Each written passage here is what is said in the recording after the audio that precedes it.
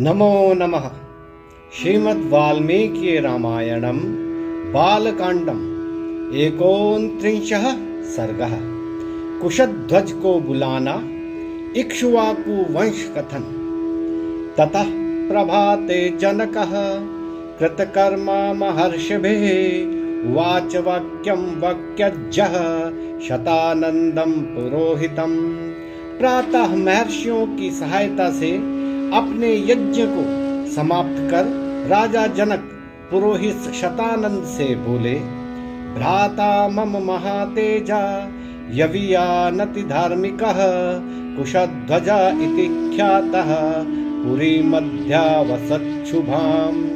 अत्यंत धार्मिक, तेजस्वी एवं बलवान मेरा छोटा भाई सांकाश्य नामक सुंदरपुरी में रहता है। वार्या फलक पर्यन्तां पिबन्निक्षुमतिं नदीं संकाश्यां पुण्य संकाशां विमानम इव पुष्पकम। सांकाश्य नगरी के चारों ओर जल की खाई है वह भांति भांति के यंत्रों से युक्त है। पास ही इक्षु नदी है जिसका मधुर जल कुशध्वज पीते हैं। वहां के निवासी धार्मिक है तथा वह पुरी पुष्पक विमान के आकार की है।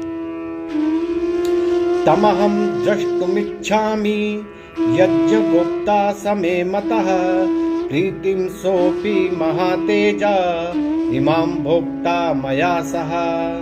मेरे यज्ञ में सामग्री आदि भेजकर सहायता करने वाले मेरे प्रिय भाई को मैं देखना चाहता हूँ। वह भी विवाह उत्सव में सम्मिलित हो आनंद भोगे। एवं मुक्ते तु वचने शतानंदस्य सन्निधौ आगतः केचित् व्यग्र जनकस्तान् समादिशत्। राजा जनक शतानंद जी से इस प्रकार कह ही रहे थे कि कई कुशल दूत वहां आ पहुंचे। राजा ने उन्हें शीघ्र जाने की आज्ञा दी। शासनात्तु नरेन्द्रस्य पर्ययुः शीघ्रवाभिजी।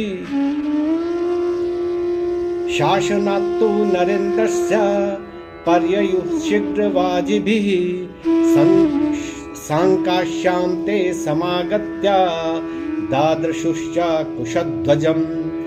महाराज की आज्ञा पावे शीघ्रगामी दूत घोड़ों पर सवार हो सांकाश्यपुरी पहुंचकर राजा कुशध्वज से मिले और निवेदयन् यथावृत्तं जनकस्य च चिन्तनं तद्वृत्तं नृपतिः श्रुत्वा दूतश्रेष्ठैर्महाजवः। महाराज जनक का संदेश निवेदन किया। दूतों द्वारा महाराज का संदेश पाकर आज्ञाया तु नरेन्द्रस्य आजगाम कुशध्वजः साददर्श महात्मानं जनकं धर्मवत्सलम्। राजा जनक की आज्ञा से वे मिथिलापुरी में आकर धर्मवत्सल महाराज जनक से मिले। सोऽभिवाद्य शतानंदं राजानं चाति धार्मिकं राजार्हं परमं दिव्यं आसनं सोऽध्यरोहत।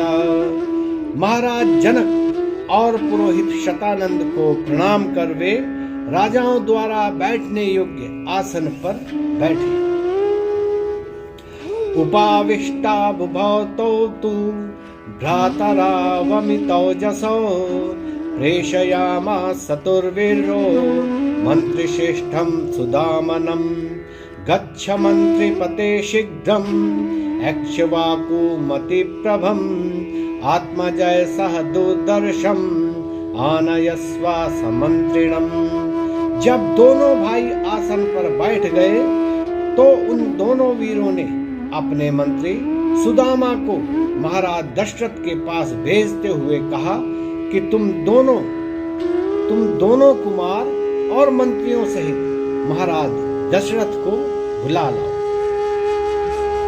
औपकार्यां सगत्वा तु रघूणां कुलवर्धनं दादर्श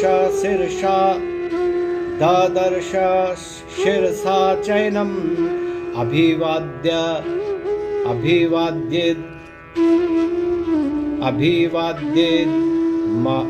अमब्रवीत। मंत्री ने डेरे पर जाकर महाराज दशरथ के सामने जा उन्हें अभिवादन किया और कहा, अयोध्याधिपते वीर वैदेहो मिथिलाधिपः सत्वां दृष्टुं व्यवसितः सोपाध्याय पुरोहितम। हे वीर अयोध्या नरेश, मिथिलाधिपति जनक राजकुमारों, उपाध्याय और पुरोहित सहित आपके दर्शन करना चाहते हैं। मंत्री श्रेष्ठ वचः श्रुत्वा राजा शर्षि गणस्तदा संबंधुरागमत्तत्र जनको यत्र वर्तते। उस मंत्री के वचन सुन महाराज दशरथ ऋषि और बंधु बांधवों सहित वहां गए जहां जनक थे। वाक्यम वाक्य विदाम श्रेष्ठो वैदेहम् इदमब्रवीत् विदितं ते महाराज इक्ष्वाकु कुलदेवतम्।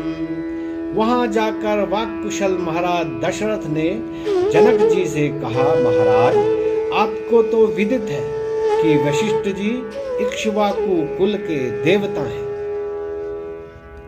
वक्ता सर्वेषु कृतेषु वशिष्ठो भगवान् ऋषिः विश्वामित्राभ्यनुज्ञातः सा सर्वैर्महर्षिभिः। एष वक्ष्यति धर्मात्मा वशिष्ठो मे यथा क्रमम् तूषणीं भूते दशरथो वशिष्ठो भगवान् ऋषिः। उवाच वाक्यं वाक्यज्ञो वैदेहं सुपुरोहितम्। महर्षि वशिष्ठ ही हमारे सब कृत्यों में बोलने वाले हैं, अतः महर्षि विश्वामित्र और अन्य ऋषियों के परामर्श से ये ही हमारी वंश परंपरा का वर्णन करेंगे।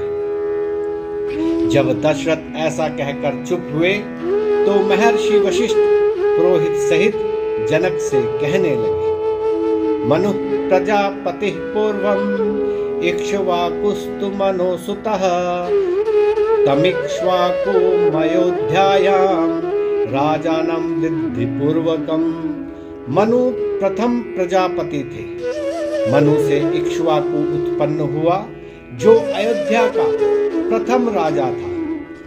इक्ष्वाकोस्तु सुतः श्रीमान् कुक्षिरित्येव विश्रुतः कुक्षेरथात्मजः श्रीमन्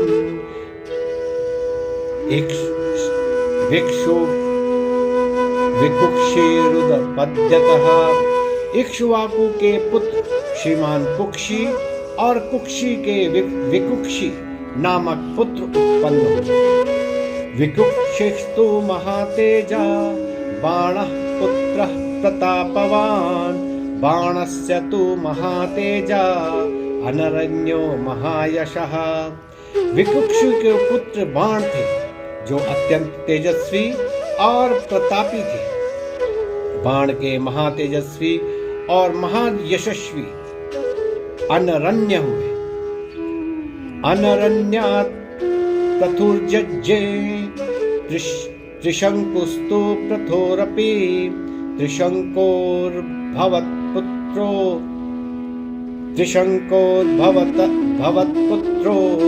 धुंधुमारो महायशः। अनरण्य का पुत्र पृथु और पृथु का पुत्र त्रिशंकु हुआ। त्रिशंकु के धुंधुमार नामक महायशस्वी पुत्र हुआ। धुंधुमारन् महातेजा युवनाश्वो महारथा युवनाश्वसुतश्चास्तेन मान्धाता पृथ्वीपतिः। धुंधुमार के पुत्र तेजस्वी एवं महारथी युवनाश्च थे। युवनाश के पृथ्वीपति मानधाता हुए। मानधातुस्तु सुतः श्रीमान् सुसन्धिरुदपद्यत सुसंधेरपि पुत्रोद्यौ ध्रुव संधि प्रसेनजित्। मानधाता का पुत्र सुसंधि हुआ, सुसंधि के ध्रुव संधि और प्रसेनजित दो पुत्र हुए। यशस्वी ध्रुव संधेस्तु भरतो नामतः भरतत्तु महातेजा असितो नाम जातवान। ध्रुव संधि के पुत्र यशस्वी भरत और भरत के महातेजस्वी असित उत्पन्न हुए। यस्येते प्रतिराजान उदपद्यन्त शत्रवः हेहयास्ता लजंघाश्च सूराश्च शशिबिन्दवः। हेहय, तालजंग और शशि बिंदु, ये तीनों शूरवीर पड़ोसी राजा असित के शत्रु हो। तांस्तु प्रति युद्धजन्वे युद्धे राज्यात् प्रवासितः हिमवन्तम् उपागम्य भार्याभ्यां सहितस्तदा। उन्होंने असित को युद्ध में हराकर राज्य से बाहर निकाल दिया। तब राजा असित अपनी दोनों पत्नियों सहित हिमालय पर चले गए।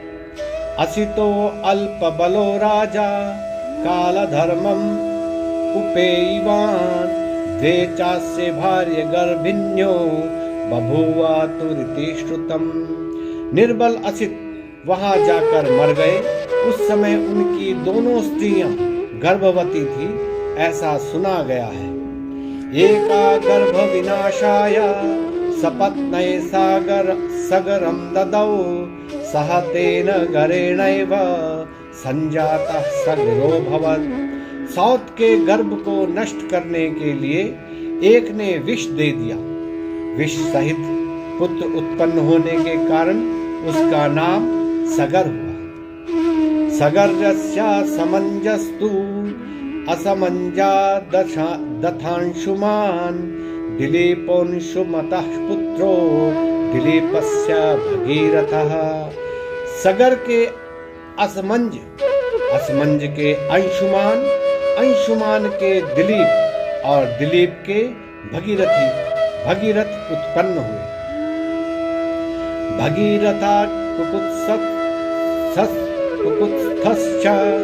कुकुत्स्थाश्च रघुस्तथा रघोस्तु पुत्र तेजस्वी प्रवर्धः पुरुषादकः।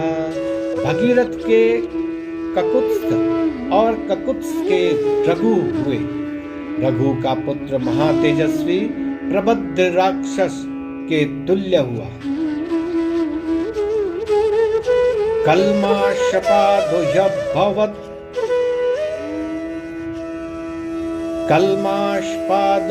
ह्यभवत् तस्मात् जातश्च शङ्खणः सुदर्शनः शङ्खणस्य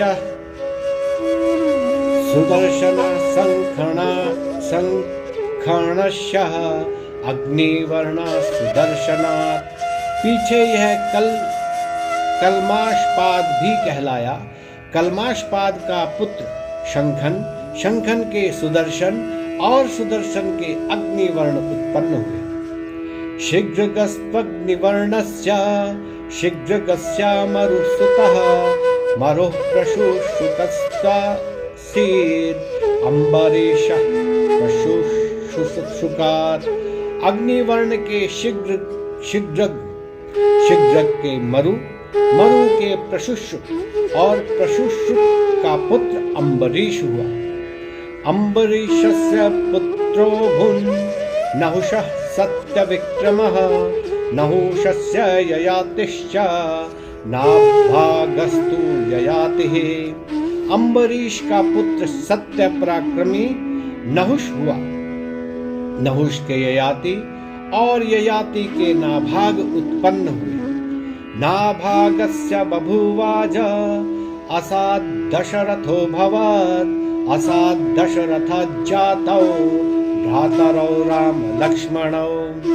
नाभाग के पुत्र अज और अज के पुत्र महाराज दशरथ, दशरथ के पुत्र ये दोनों भाई राम लक्ष्मण हैं। आदिवंश विशुद्धानां राज्ञा परम धर्मिणां इक्ष्वाकु कुल जातां, इक्ष्वाकु कुल जातानां वीराणां सत्यवादिनां राम लक्ष्मण योरर्थे, राम लक्ष्मण योरर्थे त्वत्सुते वर्ये नृपः सदृशाभ्यां नरश्रेष्ठ सदृशे दातुमर्हसि। हे नरश्रेष्ठ, आदि से ही विशुद्ध वंश वाले धार्मिक, सत्यवादी और इक्ष्वाकु कुलोत्पन्न राम लक्ष्मण के लिए मैं आपकी पुत्रियां मांगता हूँ। अनुरूप वरों को अनुरूप कन्या आपको देना उचित ही है। नमो नमः।